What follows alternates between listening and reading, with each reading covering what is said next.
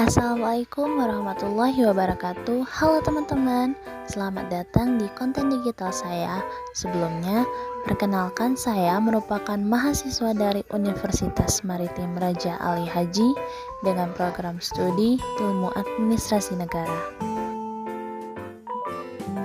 Pada video kali ini, saya akan membahas tentang proses manajemen sumber daya manusia dalam suatu usaha.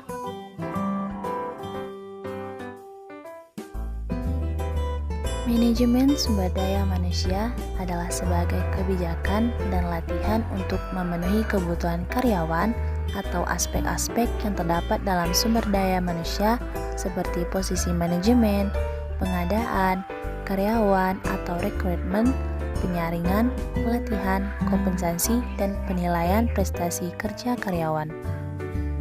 Manajemen sumber daya manusia pada dasarnya adalah praktik merekrut, mempekerjakan, memutasi, dan mengelola karyawan di sebuah organisasi atau perusahaan.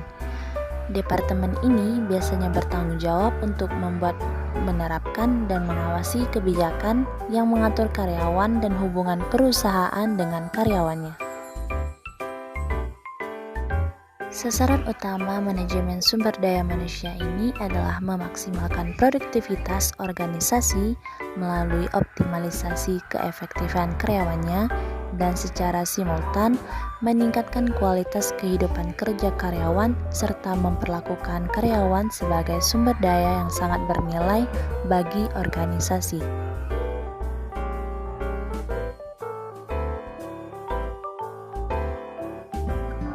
Fungsi manajemen sumber daya manusia juga begitu kompleks dalam keberlangsungan suatu perusahaan. Untuk memahami lebih lanjut, berikut fungsi manajemen sumber daya dalam suatu perusahaan. Yang pertama ada staffing dan evaluasi kinerja. Fungsi manajemen sumber daya yang pertama adalah staffing atau keanggotaan. Staffing ini dalam fungsi manajemen sumber daya manusia merupakan fungsi yang mengatur keanggotaan. Ada 3 kegiatan utama dari fungsi ini, diantaranya adalah perencanaan, penarikan, dan seleksi. Selanjutnya, evaluasi kinerja.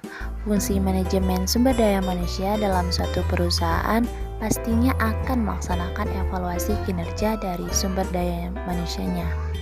Fungsi manajemen sumber daya manusia ini dapat meliputi penilaian dan evaluasi terkait kinerja yang diberikan selama periode tertentu.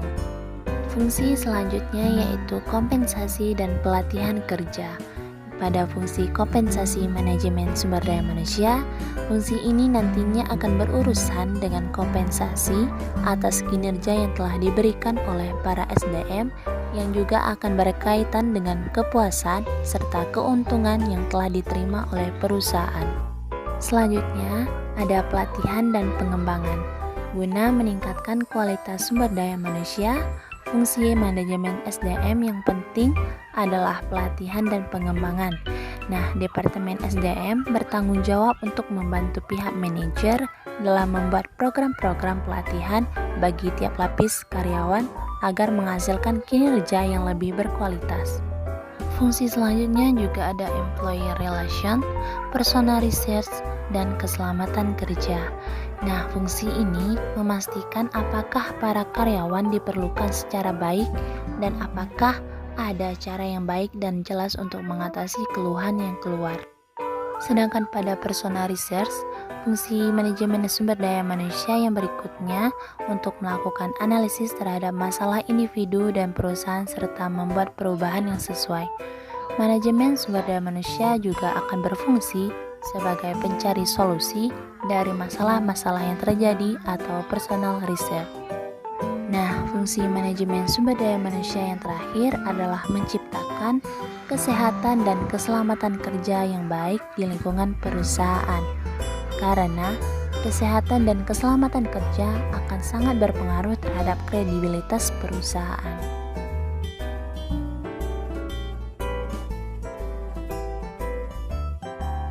Proses manajemen sumber daya manusia yang baik tentunya memiliki keterkaitan erat dengan output yang bakal dihasilkan oleh suatu perusahaan. Pada dasarnya, Setiap bentuk usaha memerlukan sumber daya manusia yang kompeten pada bidangnya masing-masing, sehingga segala prosedur produksi bisa dilaksanakan dengan baik dan mampu mencapai target sebagaimana dikehendaki. Lalu, bagaimanakah runtutan proses untuk membuat manajemen sumber daya manusia yang baik? Nah, adapun proses manajemen sumber daya manusia yang pertama yaitu persediaan tenaga kerja sekarang. Proses manajemen sumber daya manusia dimulai dengan menilai ketersediaan sumber daya manusia yang tersedia di dalam suatu perusahaan, di mana penilaian ini mencakup studi komprehensif dari berbagai aspek sumber daya manusia, layaknya kemampuan, kompetensi, jumlah, pengalaman, kualifikasi, jabatan, kinerja, usia, kompensasi, dan lainnya.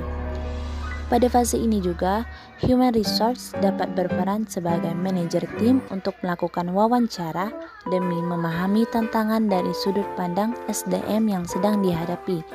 Misalnya, seperti kualifikasi yang diyakini penting untuk dipunyai tim karyawan tersebut. Yang kedua ada kebutuhan sumber daya manusia di masa yang akan datang.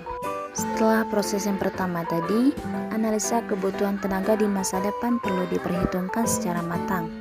Di tahap ini, beragam variabel human resource seperti lowongan yang akan dibuka, pengurangan sumber daya manusia, mutasi karyawan, promosi jabatan, atau yang lainnya harus dimasukkan dalam pertimbangan. Kemudian, variabel tidak terduga seperti pemecatan ataupun pengunduran diri pun wajib dijadikan sebagai bahan pertimbangan oleh perusahaan tersebut. Proses yang ketiga ada perkiraan permintaan sumber daya manusia. Human Resource dapat mencocokkan perkiraan kebutuhan tenaga kerja di masa mendatang dengan tenaga kerja yang ada saat ini, serta membuat perkiraan permintaan atau demand forecast sumber daya manusia. Nah, proses yang terakhir ada strategi dan implementasi pencarian sumber daya manusia.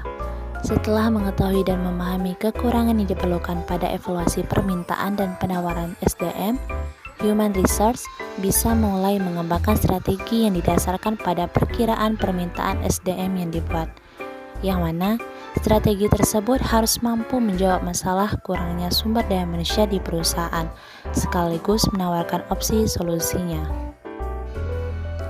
Itulah serangkaian proses manajemen sumber daya manusia yang perlu Anda pahami dengan baik. Untuk membangun sumber daya manusia yang berkualitas, tentu membutuhkan modal yang tidak sedikit untuk training dan lain sebagainya.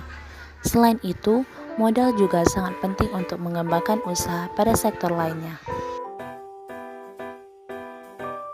Nah, itulah tadi pembahasan mengenai proses manajemen sumber daya manusia dalam suatu usaha. Sekian video pembelajaran kali ini, semoga bermanfaat. See you.